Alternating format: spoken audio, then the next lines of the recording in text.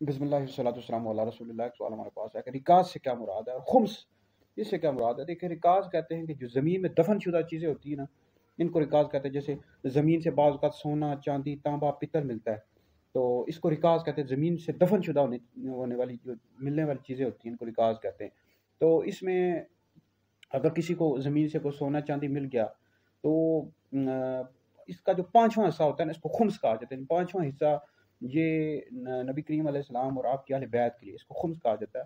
اور رکاز میں خمس ہے، یہ بخاری مسلم میں حدیث موجود ہے کہ نبی کریم علیہ السلام نے فرمایا کہ رکاز میں خمس ہے، یہ متفقن علیہ حدیث ہے، ٹھیک ہے جی۔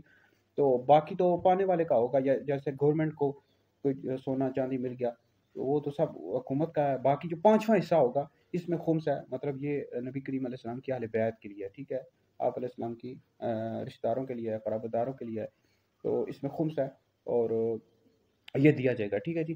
باقی یاد رکھیں جو زکوٰۃ ہے یہ سادات کو، سید حضرات کو نہیں دی جا سکتی۔ اس حوالے سے مسلم شریف میں حدیث موجود ہے کہ نبی یہ جو صدقہ ہے یہ محمد اور محمد کی آل کے لیے حلال نہیں، یعنی زکوٰۃ حلال نہیں، تو زکوٰۃ یہ سادات کو نہیں دے سکتے۔ باقی یہ جو دفینے ہوتے ہیں، دفن شدہ چیزیں ملتی ہیں، ان میں خمس ہے، یہ سادات کو، سید حضرات کو دیں گے۔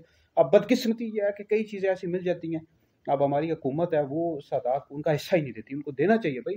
نبی کریم علیہ السلام کے رشتہ داروں کو، آپ کے جو قرابت دار ہیں، سید حضرات ہوتے ہیں، اگر سونا چاندی ملتا ہے، ہیرے جواہرات ملتے ہیں، تو اس میں جو پانچواں حصہ ہوگا اس سید حضرات سادات کے لیے ہوگا، بالکل دیں گے ان کو، ٹھیک ہے جی۔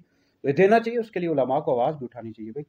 تو یہ ویڈیو سن کر یہ اگر کوئی شیئر بھی کر دیں، ہو سکتا ہے کوئی حکومت کا وزیر سن لے تو اس کو یہ معلومات مل جائے، تو یہ جو دفن شدہ چیزیں ملتی ہیں تو اس میں جو پانچواں حصہ ہوتا ہے نبی کریم علیہ السلام کی اہل بیت کے لیے ہوتا ہے، ان کو اس میں سے حصہ دیا جائے گا۔